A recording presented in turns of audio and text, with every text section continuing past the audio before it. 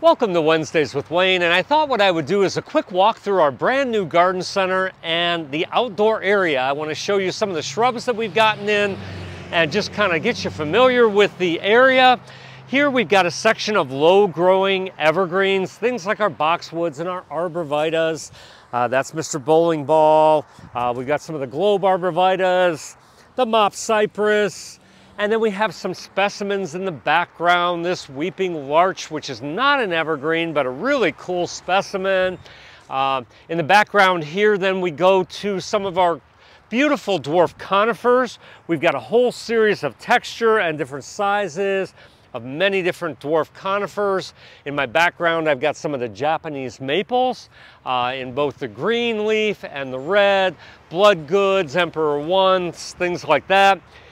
Here in our section, we've got, again, some more of the a little bit more unusual low-growing evergreens, things like our Valley Cushion Mugo pines, and again, a whole series of different dwarf conifers from the globe blue spruce to some globe white pines, some different Chamaecyparis, a lot of fun stuff.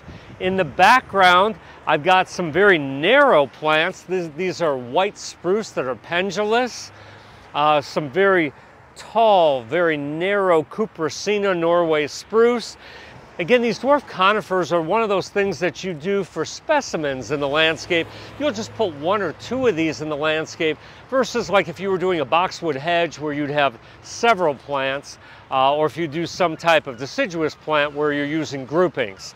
The specimens we're going to use just one or two of.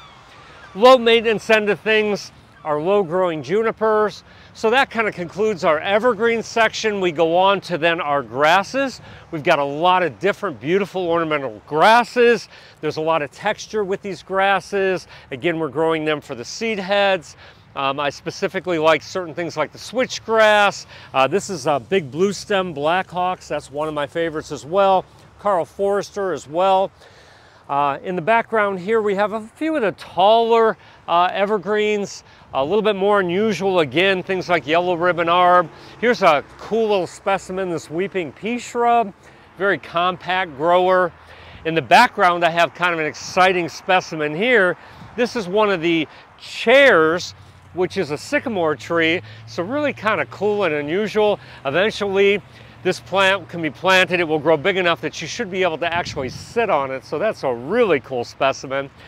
And then in this part of our garden center, we've got a lot of the deciduous stuff. A whole huge section of hydrangeas. Our panicle hydrangeas are some of the absolute favorites because of their reliability. I've got some butterfly bush here on my right side. The series of Dervilla, which are great. A whole bunch of Weigela. Let's back up a minute. This eclipse hydrangea is one of the macrophylla types.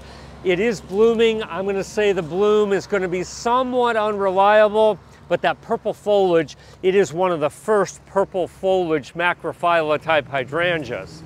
Some of the smooth hydrangeas in through here, things like Incrediball and the Invincible series, the oak leaf hydrangeas, which are wonderful for shade, and then this was some of the early spring blooming stuff like our forsythias and our lilacs in the background there.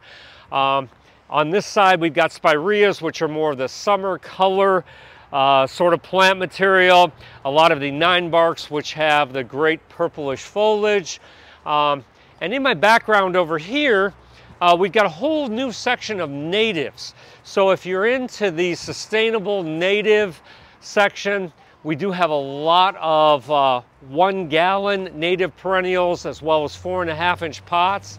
So if you want that very natural look, then the natives might be a great category for you. And finally, this is our section that has a lot of the roses. We carry mostly shrub type roses, which are more disease and insect tolerant, and our whole section of perennials, which we're getting in every week. Actually, June we'll talk a little bit more about perennials because the place will be filled with color through perennials.